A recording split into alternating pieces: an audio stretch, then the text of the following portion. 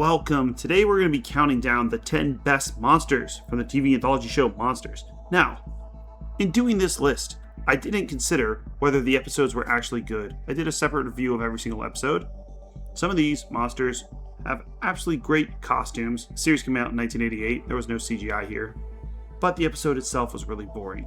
So we're looking at just the monster itself. Every episode had to feature a monster, which was usually the villain, and some would show them at the end, some would show them in the beginning, just depending on what made sense for the story.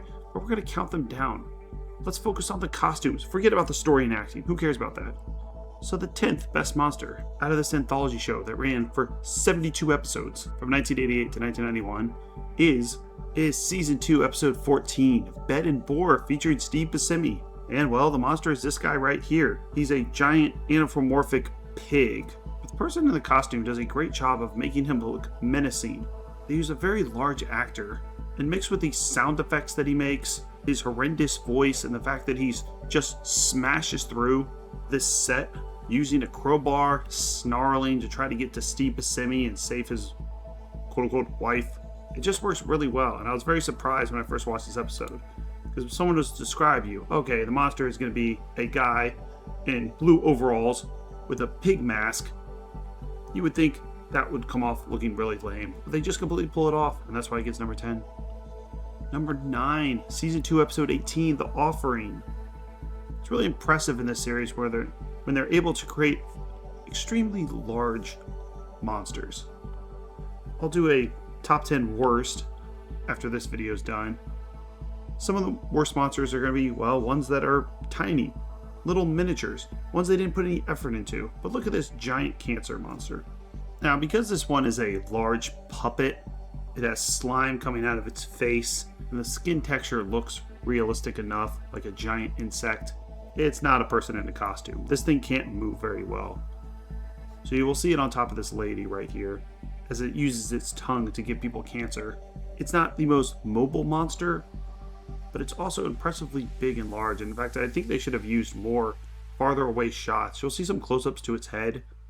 Only a few seconds where you see the thing in its entirety. And if they took the time to build this giant puppet, even if he can't move very well, I think you should have been able to see him more. But still very impressive. And considering a lot of these are people in costumes, when they actually take the time to create a puppet that can at least move its head a little bit, and one that looks very effective, slimy, greasy, and original. Is this an insect? Is it a slug? Looks like a grasshopper that got mutated and mixed with alien genes. I like it a lot. That's why it's number 9. Season 3, Episode 8, Shave and a Haircut, 2 Bites, has the 8th best monster. Sure, it has Matt LeBlanc from Friends, but we don't care about him, or Will Wheaton. We care about the monster, and we have to wait till the very end to see it. We think throughout this entire episode that this barbershop is run by vampires, but no, it's run by this thing. Another impressively large monster. Very similar to the one we saw in The Offering, though this one actually moves even less. This puppet can only really move its head and wiggle its body. But when Matt LeBlanc comes into this room, see how massive it is. They're just great at making these slimy slug monsters. Seems to be Monster's forte. It looks realistic. It can move its eyes back and forth and its head. Since the thing is only in there for 2 minutes, they didn't have to make this thing so impressively big, but they did. They went all out with it. So I would have liked to seen it more. It's the surprise ending. You don't really get vampires, you get this giant slug monster. The payoff is definitely worth it in this episode. And a perfect example of what I was talking about in the beginning, an episode that is dreadfully boring and terrible, but has a great monster. That's right, it's number 7, Season 1, Episode 11, Bruce Him Not. There's a monster in the basement, and we see him for less than a minute, but man, this costume looks great. It also shares some similarities to the episode Bed and the Boar. They use the same mask, but this time they cover it in a bunch of grisly seaweed, and it's one that I don't mind being too dark either. Flashes from the gun is what lights up the monster to see him better, but it fits the atmosphere of this being a dank basement. He growls, looks like the creature from the Black Lagoon with a giant pig head, and was a surprising thing to see in an episode that, up until this point, was super boring. If you would like to watch this anthology show, Monsters, you can watch it on Tubi, which also now has Tales from the Crypt. Man, they're getting all the good stuff now. for free. So, number 6, Best Monster, The Match Game, Season 1, Episode 18, featuring the beautiful Ashley Lawrence, and also a horrifying monster. Old Man Herbert, that's right. He's been sitting out there for decades in this pond outside of this mansion, is conjured up by these teenagers. He's slimy, he's sticky. He's the type of skeleton I like that doesn't look too bony. You can tell that he's decomposed, but whenever skeletons are too thin, they're just not very scary. Looks like you just push him over. But this guy genuinely looks intimidating. He has superpowers, he crushes people's heads, he snarls, and they just nailed it with the costume on this one. His clothes are dripping from the pond that he got out of, and we get many close-ups of his face where we can see his bony exterior. I love it. We see this monster in the entire second half of this episode. So we see him move, kill people, and eventually get killed by a tree. Number 5, Best Monster, Season 1, Episode 8, Sleeping Dragon. That really isn't a dragon at all. It's a dinosaur. Look at him.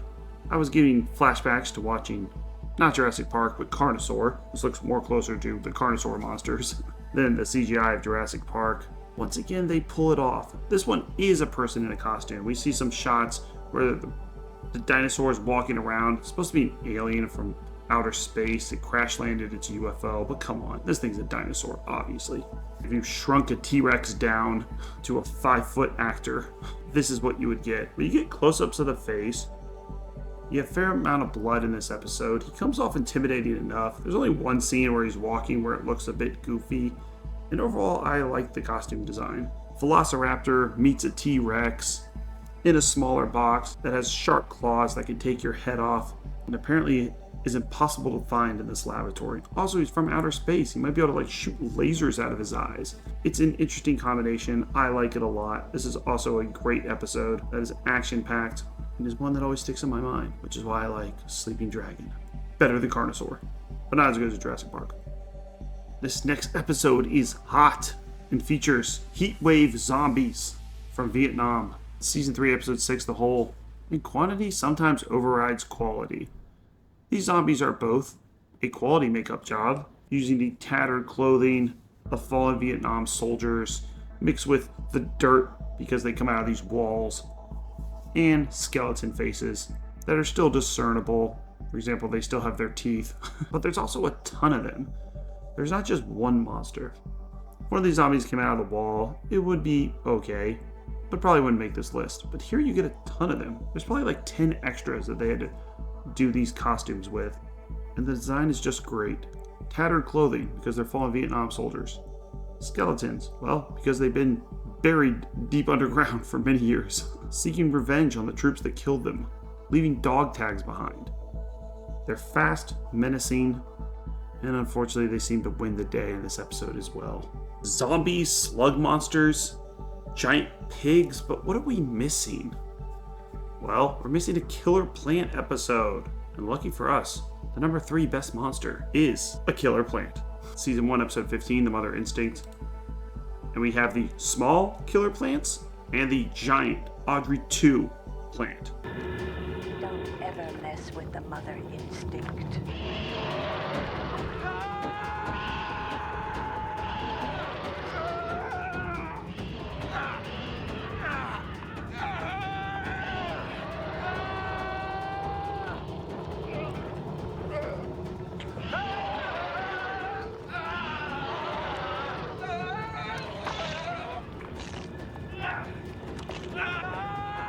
Yeah, don't worry, the bad guy gets it in the end. But they created this whole botanical garden that has the mother plant that we just saw there, and then a bunch of smaller ones. They put so much effort into this episode, and it really is an underrated monster episode that should get more love.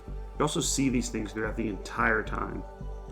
They are puppets. The main mother monster looks like a giant Venus flytrap, but of course this is referencing Little Shop of Horrors. And the little plants are described as worms that the mother needs to create this secret fluid that gives you extra strength. So, giant plant, plus slug monsters, plus small plants. Come on, this has to be number 3. Great job, monsters.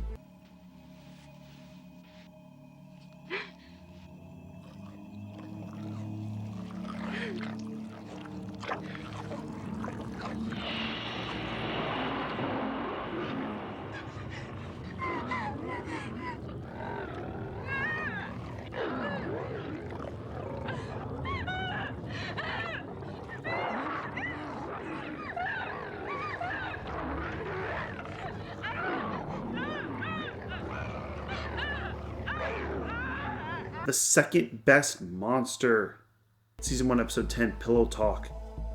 And what you just saw there was a killer bed. That's right, this bed needs to be fed. And of course it eats humans. There's many ways you can do a killer bed. The whole bed could just fold in on itself and trap the person. Or in this case, it just digests them. You take off the covers and the teeth come and just eat the person. But we don't just get a killer bed. We get a killer refrigerator too. 2-for-1 special. Great idea. And a great episode. Whenever this bed makes a sound as well, the covers move as it moves its lips. It doesn't actually talk, it just growls. And it communicates with the main character Miles through telepathy. But still an amazing design. And good enough for number 2.